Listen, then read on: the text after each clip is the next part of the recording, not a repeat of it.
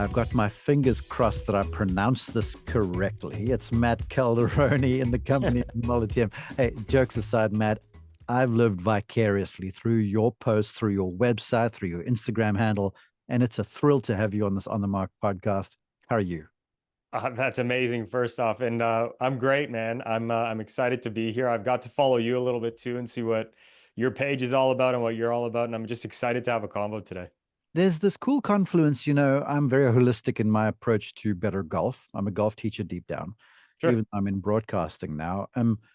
But whether you work with multiple sporting codes like you do and your organization does, or whether it's golf, it's the same stuff, deep down within and inside of our minds that is brought to bear under pressure. Yes. Yes, you know what? It's interesting because I think a lot of times where we have to often reiterate how we say this too is like it's a mentality of getting selfish to be selfless, Yeah. right? And it's interesting because so many times we see athletes that come through our doors to do some work, and it's like, oh, I've been taught to be, extremely focused on the result and the external and how am I better for my team or, my performances I need to have. And it's all looking to the outside when the reality is it's already all within. You just got to be able to know how to curate that. So Yeah. that's probably the most important part to this high performance side that I think a lot miss. You've already caught all the listeners and viewers' attention with that statement. Um, I want to mine a little bit before we introduce you Sure. because I asked this question the other day of myself Mhm. and then a few top golfers I work alongside. And I was like, I was watching PGA Tour guys like I do, and I was announcing it. And it just seems like certain players just have that toughness. Mm. Then somehow my phone was listening to me, Mhm. and I was scrolling around on Instagram, and I find Moliteum, your handle there. Yeah. And then I read the bio, and it says it's mindset coaching for athletes, Mhm. helping athletes reach their full potential through resilience. Yes. And I was like, yo, so now I'm going to look over this way. And so I looked up the definition of resilience because I use the word, but I want to make sure about this, right? Because Yeah. remember me, I'm milling around with toughness. Yes. And resilience is the capacity to withstand or recover quickly from difficulties, or toughness. Mhm. All right. So Yes. I I want to kick us off there where I want to know, like, how did you go, all right, this is how we're going to work on, you know, toughness, high performance under pressure for all athletes when you decide to come at it from this angle that you do? So here's the funny part. Okay. I used to be, when I was a soccer player, I was a massive Michael Jordan fan. All right. Loved it. Okay. Picked up a book by his strength coach at the time, who's like, he kind of gives mindset stuff now, Tim Grover. Fantastic at what he does with the message that he has. And it's like, okay, so there's this really cool thing that MJ had beside just his performance. He had this mentality to him. And it wasn't something that you could tell like he was, quote, born with. It's something that you saw develop. And that's where I kind of started my, journey on this. I used to be a struggling goalkeeper a bit with that. But it's like, okay, well, hold on. Like you look at guys like Tom Brady, Michael Jordan, Tiger Woods, like what is it to them that they do that's well? And it's not mental performance. It's funny. I'm not trying to take away from the word. Mm-hmm. It's the trait these individuals had of being a tough person, Yeah. right? And what's funny is when I got into the deep rabbit holes of this toughness thing or this mental toughness, that's where I originally started.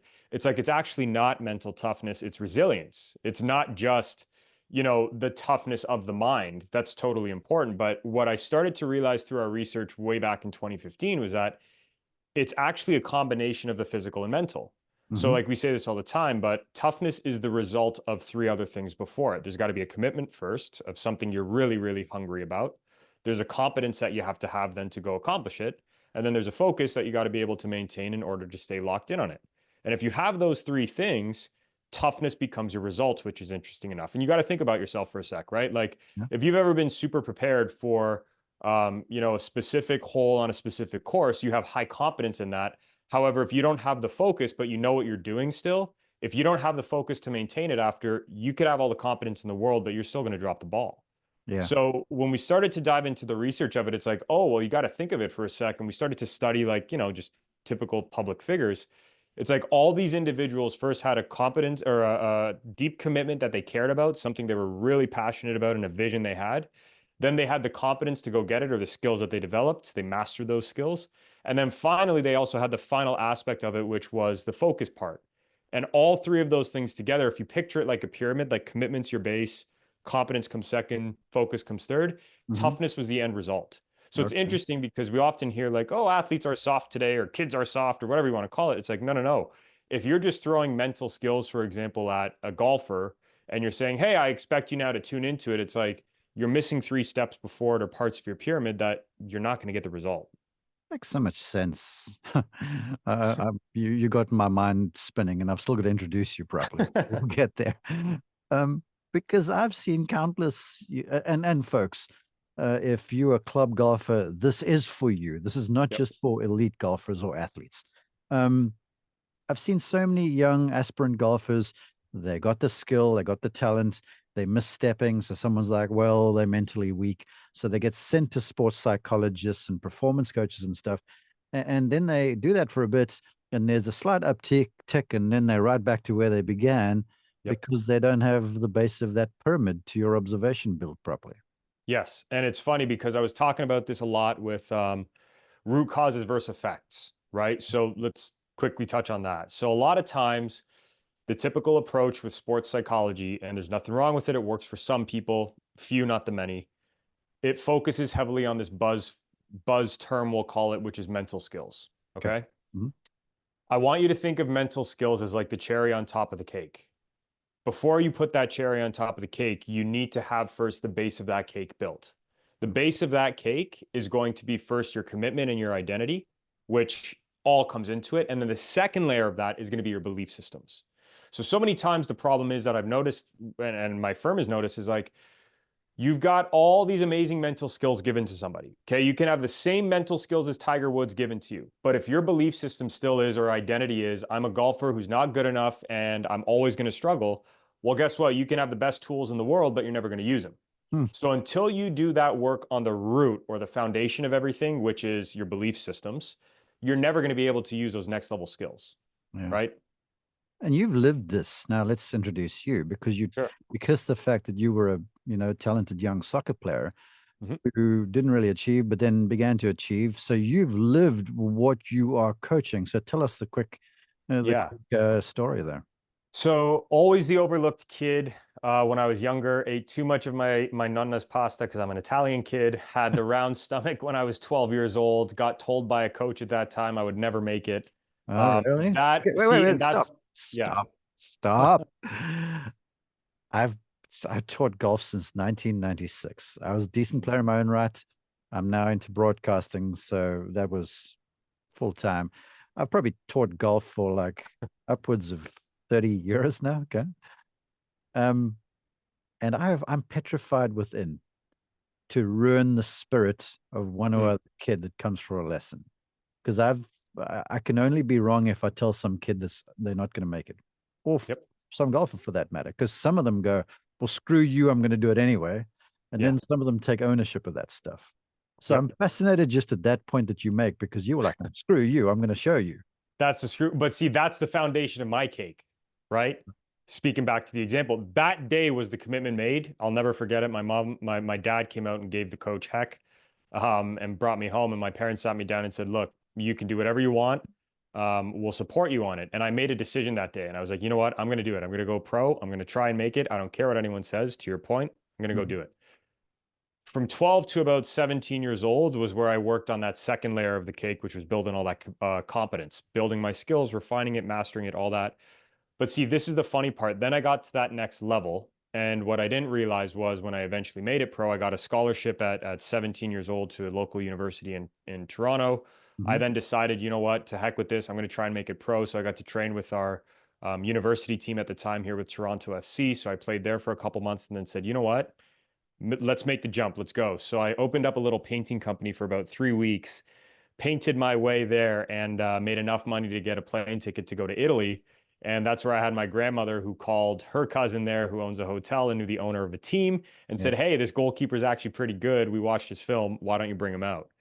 And that's basically how I got into it. But the problem was when I got there, that's when I really fell fast. And I'll be honest with you, because the problem that I noticed, all these kids had this like innate ability, and it was something different that I could never see. It wasn't talent. Again, it came back to the Michael Jordan thing. It's like, it's not talent. All the kids here are talented. They all are smart. They had that resilience. They had a thicker skin than I did. And I thought it was confidence at the time. When I realized it wasn't that, again, it had to go back to what I was saying in their belief systems. So came home in 2015, decided to hang everything up, finished my schooling at that time, and then opened this company. And a year later, my brother came on board, and now we're working with over 5,300 athletes from the youth to pro level. Fantastic. Thicker skin. It's a thing. Yeah. It truly is. And, it's the cliche, but it's like, we'll fall down 7 times, get up 8. Oof. And, So you have to do it. And I asked this question. My wife and I have this conversation over wine in the evening because, we got talented young kids. And I remember with me, because growing up in South Africa, I had like 1 out to get to the United States. Sure. For us, there was golf. And so if I had a bad day, it almost drove me to work harder and throw myself into it more. Now, I played with a healthy fear of failure, which probably held me back. But it's amazing how, and you touched on this. In fact, I'm kind of weaving my way there. Sure. One of the topics we were going to talk about, or I wanted to, where this drove me to work harder the next day. When nowadays I find people are like, oh no, I can't be bothered with this stuff. And they're like, no, I don't want the hassle and the sacrifice and the stress and pressure of this all. And you did have a post which caught my attention. You were like, the brutal truth behind why most athletes fail. Yeah. And I was like, all right. So I clicked through, and then you go, and you've said this, it's not about talent. It's not about hard work. It's about mindset. And then you go, most athletes fail because they're mentally weak. They're constantly fighting against self-doubt, inconsistency, and comparison. And then you go, it's not your fault. We live in a world where we're taught to play it safe. Yep. And then you elaborate. So why don't you go from there? 1,000,000%. And that's the funny part. So, what's interesting when I was in Europe that I noticed when I was playing soccer at the time, we often say, like, for even with your example, right? You're coming from South Africa, it's your out. So right there, you have a commitment to something. You're willing to say, that's my hunger. That's my drive. That's what's deep. And oftentimes what people get wrong is like motivational coaching. It's not BS, but the reality is when someone finds their spark, like you did, or like I did, it then comes down deeper to who's more committed. And I know that sounds obvious, but the truth is if my out, for example, is, to get out of South Africa by playing golf, and that's how deep my commitment drives, that's going to be much different than somebody who maybe has a lot of these resources given to them.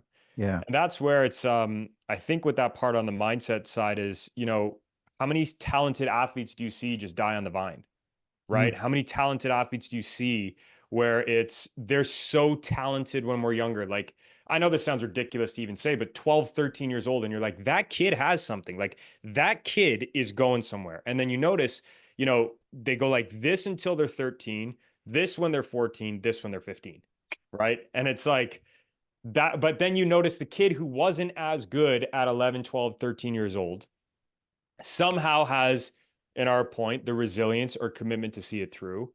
And it's like, okay, they were like here until 11, and then 13 comes and they spike and they just keep going. And it's like, that's the difference. It's not that, to your point about the thicker skin part, that's what I'm talking about. Those kids in Italy, what I noticed that I didn't have, maybe they were playing for their out or what, but let's talk real for a sec. I was able to come home. Both my parents work a fantastic job, support me, and so on. They had a thicker skin than I did, not because of nurture, but because of nature. Yeah. Right. And it's like, that's the toughest part to it. So you can curate this mindset, but it's a conscious effort. I need to say this because I'm a big one for understanding. Knowledge is one thing and wisdom, but the ability to understand, really get the concept. And you drew a beautiful example there of, the ages and how there'd be a spike and a plateau and then the fall off, and in contrast to the person that would succeed. And you listed ages, but this is not, you're not bound by age here. Because let's say I'm some 40, 35-year-old golfer here who's got designs on winning the club championship. I can, no matter where I am on the age curve, we can still do this. Yeah, it's true. And it's like, See, that's where you ever hear when people talk about reinventing themselves, Yeah. right? Okay, so let's dispel reinventing yourself. Doesn't matter how old you are as a golfer. You always got to start with a commitment. So you got to have a very clear vision of where you want to go and what you want to get. Once you have that, then you've got to ask yourself, do I have the competence or the skills to get there? And that's where I would say 90% of athletes actually falter. Most athletes mistake in things like, oh, I was nervous or anxious before going into a game or a match or a round or whatever. And it's like when we put them through something here, we call it a resilience profile, and we measure those 4 areas. We notice that kids are coming into it, or people are coming into it, doesn't matter the age, where they don't have full trust in themselves and their skills.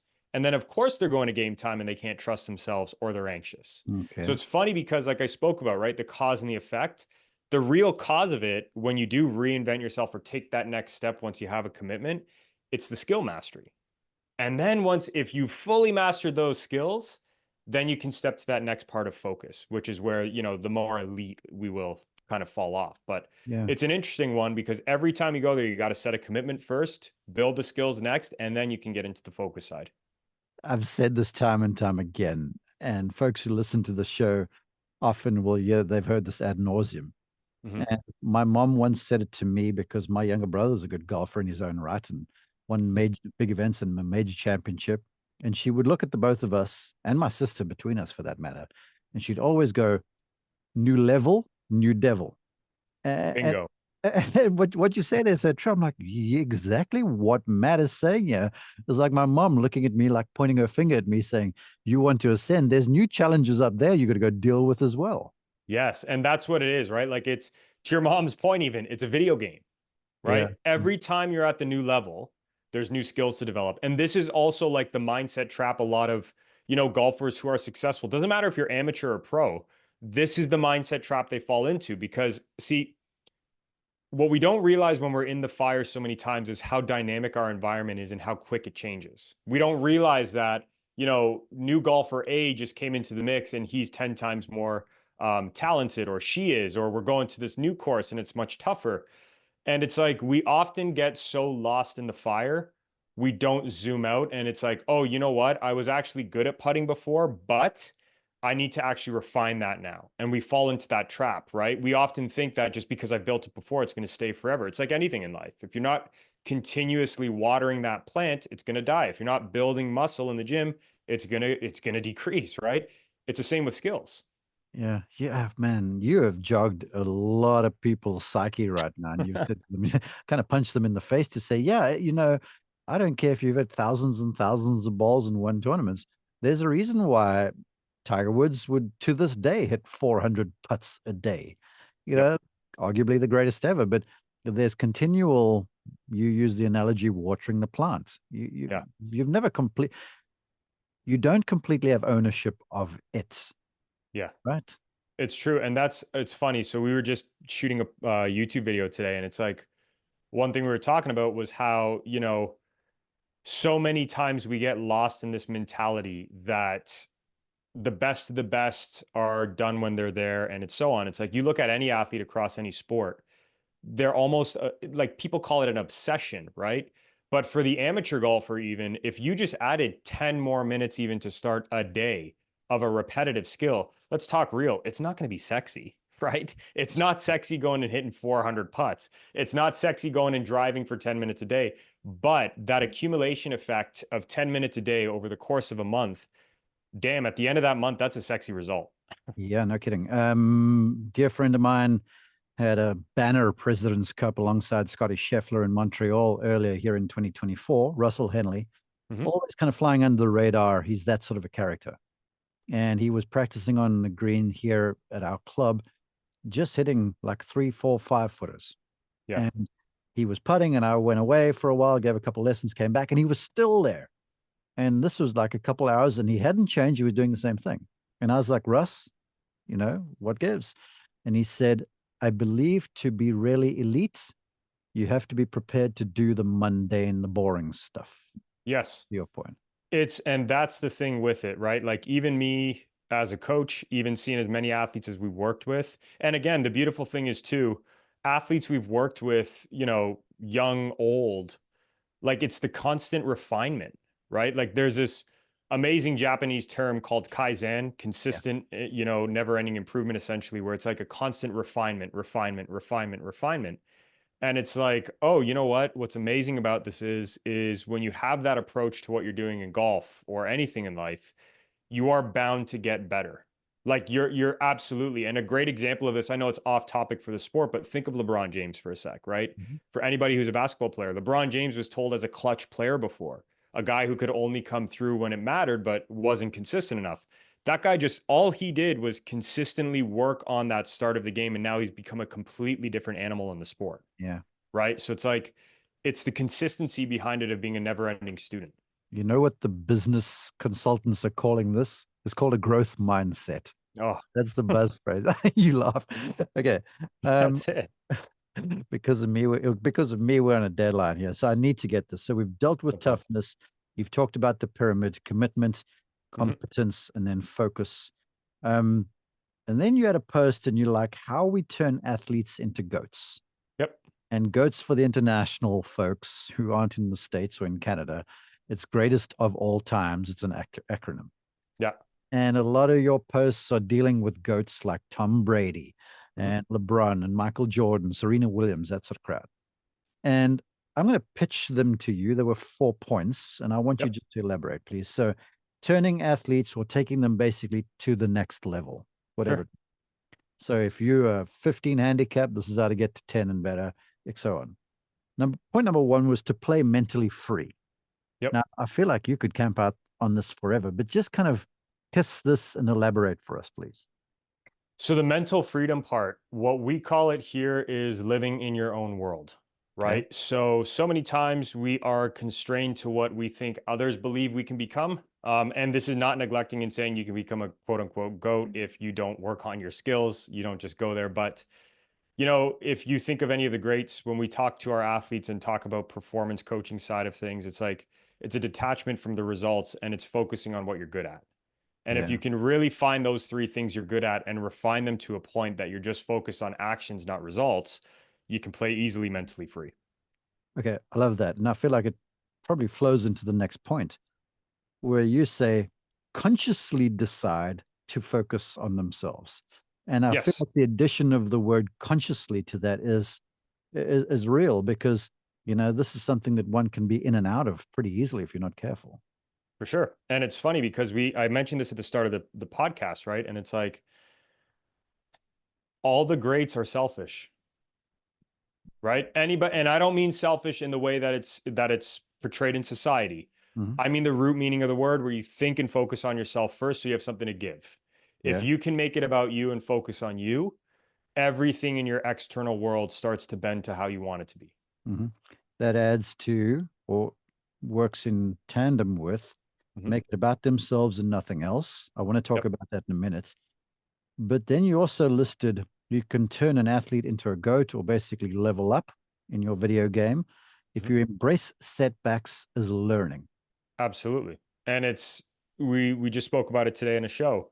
Intuition, right? Where does intuition come from? Constant self-reflection on the results you just experienced. So when you look at it too, it's like a lot of people, I think, talk this mumbo jumbo of, oh, I have no such thing other than success or learning experiences. It's like, yeah, but it takes an actual conscious reflection to understand what you're learning from it and adapt. All that the greats do, it's not that they don't make mistakes.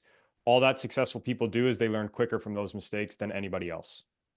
Help us. Like I talked about my fear of failure. Most folks deep down kind of have that stuff. Certain folks, I think it might be so back of mind, they're not aware of it. But what about the learning from mistakes makes us almost afraid to go and try something new because we don't want to make the mistake again? I'd love your comment. Let me shatter every myth out there. Go. There is only 2 things every athlete or high performer fears. It's the fear of not being good enough or the fear of not being accepted. If you see which one it is, if you're scared to be accepted, you got to resolve that and understand what it is. If it's a fear that you're not good enough, it's skill refinement. It's really simple. You know what? And I want to build on it. Sure. I get to call the very best on the PGA Tour when they're at their very best on the weekends. Yep. So they are performing at that level, which if you catch them on a day when the adrenaline's not surging, they don't do this stuff. They Of just have those skills that lift under pressure because of adrenaline and stuff. course. This is not limited to, just the elite of the elites. We're all able to do our very best. And correct me if you think I'm wrong. There is room in the game for everybody. Yes. Absolutely. I, Absolutely. I feel like, because we see so many aspirant collegians and stuff. They're like, well, I want to play in college. I'm like, well, you can play in college. You might not play there, but you can play here. So don't narrow yourself that much that you actually handcuff yourself. Then you don't play anywhere. Yeah. Yeah. No, it's true. And it's like, it goes like, think of the two things I just said, right? If you've ever been scared to try something new, you got to ask yourself, usually that's a fear of acceptance. Yeah. And if you have a fear of acceptance, you got to ask yourself and go back to my foundation of the cake. Anybody with a real hunger and deep motivation doesn't, you know, give an shit about what's going on around them, right? And it's like, okay, you got to look at it that way and understand it too. So if you're fearing of being accepted, drive a deeper purpose and find a new commitment. If you're scared of not being good enough, you got to identify what those couple things are and go attack them. Because so many times I hear this in the world, right? It's especially in the world that I'm in and in the field I'm in, it's deal with performance anxiety. You don't want to deal with performance anxiety. You need to run to the roots of it and rip it out. Otherwise, it's going to be a constant thing where you're just breathing through it all the time. And I'm sorry, but look, I've done that myself. I tried it when I was 17, 18, 19 years old. You can breathe and huff and puff and shout affirmations in the mirror all you want. If you don't resolve the root, you are going to be going to bed, consciously waking up at night or unconsciously waking up at night, sorry, and just beating up on yourself and worrying, right? I can't help but think of, you talked about MJ. Now I think about Shaquille O'Neal, Mm. basketball player, just a beast, mammoth of a man. Inside the paint was next to unstoppable, if not so. But at the free throw line, he was wildly inaccurate. So what folks would, they just hack the heck out of him, send him to the line, and then he'd miss. But he Sure. made himself a better free thrower by just going to the line and drilling and drilling and drilling and drilling. Is this what you're saying? Exactly. No, exactly. And it's like, Yeah, see, unfortunately for for the Shaq, audio folks, okay, for the yeah, people listening on audio, go to YouTube, because you yes. seen Matt just look at me, sort of take a step back, a deep breath, and a big smile. So go after it, please. What I'll tell you is, unfortunately, with a guy like Shaq, it seems like he let the public eye be the place he practiced, right? Yeah. But to your point of what I know you're trying to get at there, it's like, yeah, it's the repetition through it. And I mean, through his failure, he learned how to become more successful in what he did. But that's why I'm saying again, when it comes to that part of just self-reflection and consciously attacking the things you're not good at, it goes away, Yeah. right? Okay, well, the last point then, and I said you'd made it about themselves, nothing else. I want to talk Mhm. about the nothing else. Because Yeah. every golfer, every athlete, every business person, mom, dad, you name us, there's noise and noise. And it's so, if it's not on, it could be even on the telephone, Mhm. where it's taken away from time committed to the craft. Um, Help us navigate there, because it's so easy just to kind of be lazy and kind of listen to all the noise, or get out, or detract ourselves from what we should be doing. Yeah. And I think this is, as humans, we're the highest form of creation, yet we don't always use that intellect sometimes, right? And I think, okay, let me break this down really quick here, because I think this is where things get mixed up. So we've got to understand how we feel things. Okay. External world gives us some kind of a stimulus. We take that stimulus in, we internalize it, and I'm going to give an example, and then we have an external result, right? So here's an example. Someone shouts at you and tells you that you're not good, or maybe you look at a social media post and they say you're not, they make fun of you or whatever. You then internalize that and get a feeling because of it. And because of that feeling, then you then go turn out a behavior, which could be beating yourself up, Yeah. which could be shutting down, which Mhm. could be any of that.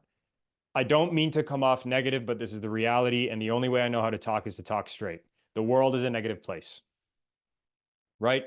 99.9% of things that are in the world, from advertising to anything you look at, is designed to find the problem, not the solution. And you have to have that mentality. When you have that mentality, you can understand then, okay, I need to consciously choose every single day how I program myself.